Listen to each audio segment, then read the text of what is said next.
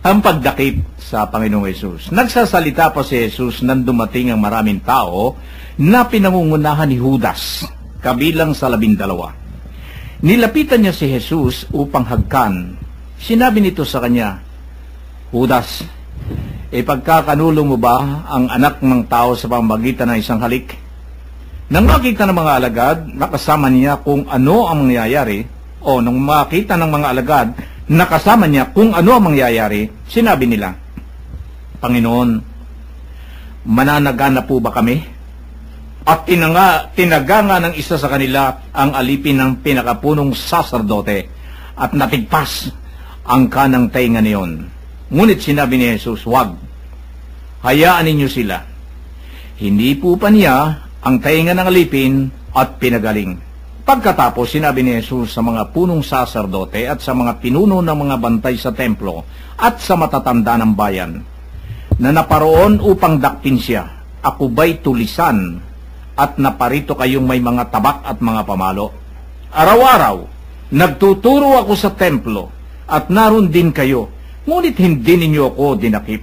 Subalit, panahon ninyo ngayon at ang kapangyarihan ng kadiliman ang namamayani. Ito na ho yung pagdakip sa ating Panginoon. Dito napansin ko mga saserdote. Itong mga saserdote, matatanda ng bayan, itong mga matatanda ng bayan, mga 72 yatang bilang nitong matatanda ng bayan, itong mga ipinaggagalangan ng mga panahon yun kasi itong mga matatanda ng bayan, noong mga panahon na yun, na sila'y kasama doon sa mga pag-aaral noon ng mga banal na kasulatan, ay tatlo ang pinag-uukulan nitong mga matatanda na ito Unang-una, ito mga pinunong Hudyo na ang iba ho'y kaanib sa pinakamataas nilang konselyo. At pangalawa mga tagapamahala sa kapulungang Kristiyano ito. At ang pangatlo ho'y ang 24 na matatanda sa kalangitan na naglilingkod sa Diyos ay nakapaligid sa harap ng kanyang trono. Ito ho yung tinutukoy na matatanda noong mga panahon na yon. At ito naman hong mga eskriba, tagapagturo ho ito, tagapagpaliwanag ng mga aralin doon sa matatandang tipan noong mga panahon na yon. Sa mga batas, hindi ba? Ito'y kuwan. At ito namang mga ibang binanggit dito, kagaya nung mga matatanda ng bayan, yung mga saserdote na yan, ang kanilang pinaniniwalaan ay yung mga sinulat na mga sa matatandang tipan. Ngayon, eto na ho ngayon, at sila na ngayon ho'y naririto, at kasama ho rito, itong mga saserdoteng ito ho mga pero ang nakapansin ko ho dito, ang sabi ho nitong alagad ng Panginoon, so mananagana ba kami? Siyempre, mga tao rin itong mga ito, ng mga panahon yun siyempre, pinoproteksyon na nila ang ating Panginoong Hesus. Noong mga panahon, kasama nila ang ating Panginoong Hesus. Napakaganda ng binibigay na halimbawa. Ito siguro kung bakit naging popular at masyadong kinuha ng aral ng ating Panginoon. Kasi sa halip na ito'y gumante, hindi ang Panginoong Hesus iba pa yung kanyang mga aral na kinuha. Kabaligtaran ng mga nakikita natin sa mundo. Dito sa aking binasang ito, Kuya Joe, ano hong nakikita nyo rito? Mga kapatnubay, ayon po sa salita ng Diyos ang pagdakip kay Jesus.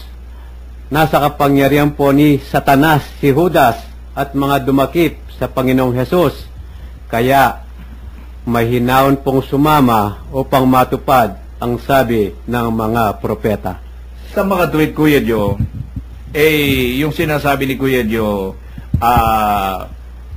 talaga napasako ang ating Panginoon sapagkat mission niya yan Alam mo, mission ito ng ating Panginoon hindi siya nag-retaliate ang ating Panginoon Jesus. Hindi. Wala kang makukuha sa ating Panginoon basta kung ano yung kagustuhan ng Ama, siya sinusunod. Hindi ba, Kuya Joe? Opo. Hindi ba? Yan po ang totoo dyan Kung ano yung talagang kagustuhan niya, ay siya sinusunod. Kayo naman, Kuya Ben, ano masasabi niyo? Alam po ninyo nung aking masyadong tinitimbang. Kasi dito mayroong pangyayari dito. Ito po kasing nakasulat na ito ay isang historical paglalarawan ito ng pangyayari sa pagdakip sa ating Panginoong Hesus at paglalarawan kung ano yung ginawa ni Judas. At isa pa sa mga paglalarawan dito, yung ginagampanan ni Pedro na bumunot ng tabak at tinaga yung taingat na tanggal Alam niyo po doon, pagbalikan natin yung nakaraan ninyong binasa, yung salukbutan, supot at tabak. Alam ko, nabasa ito nung nakaraan. May napansin ako para bang may utos ang Panginoon na maghanda kayo sapagkat mangyayari.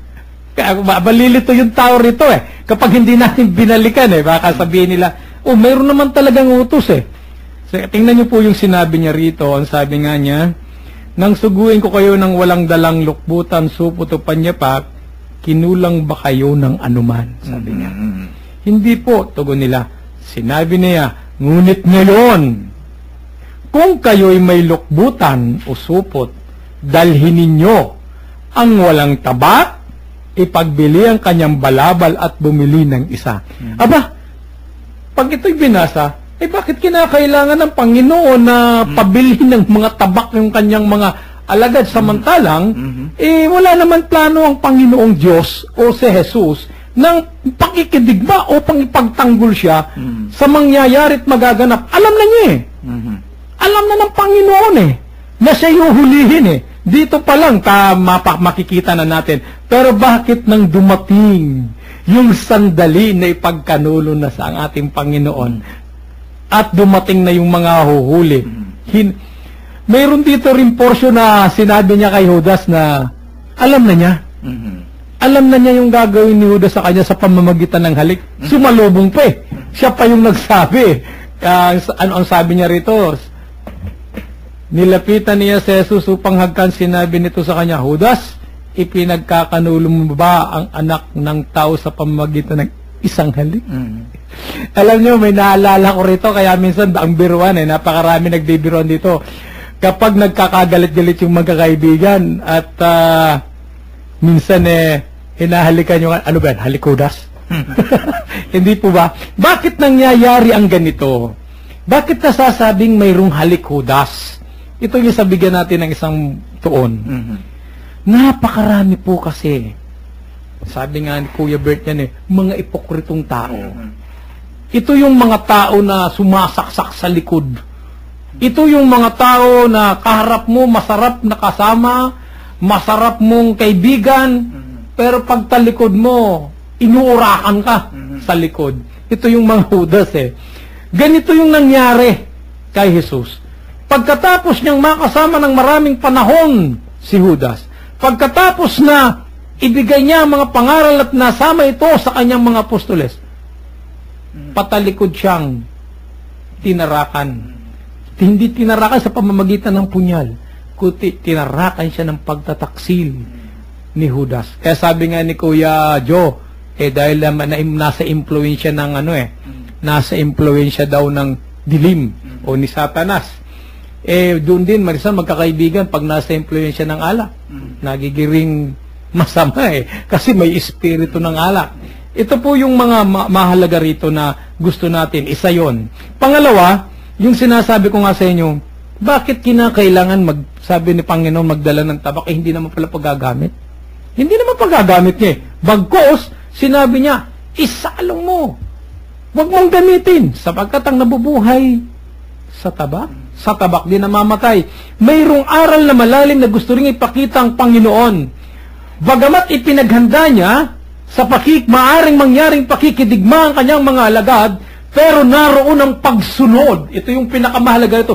Pagsunod at pagtugon sa misyon na ibinigay sa kanya ng Diyos. Na ibinigay sa kanya ng Ama upang magkaroon ng kaganapan. Sapagkat kung nanaisin ng ating Panginoon, isang hiling lang niya sa Ama. Tigilan natin ito. Titigil. Sapagkat makapangyarihan Dahil sa misyon niya, dahil sa kinakailangan maganap ang lahat ng bagay na ayon sa nasusulat, na ayon sa kanyang misyon, na ayon sa dapat mangyari para sa kaligtasan ng sangkatauhan, kailangan ibigay niya ang kanyang buong sarili. Sapagkat bago pa naman mangyari ito, ibinibigay na niya Ibinibigay na niya. Bakit kinakailangan magkaroon ng paghahamok? Bakit kinakailangan gumamit ng tabak ang kanyang mga alagad? Kaya ang sabi niya, isalong mo yan. Huwag mong gumamit, huwag mong gamitin ang pakikidigma sapagkat ito'y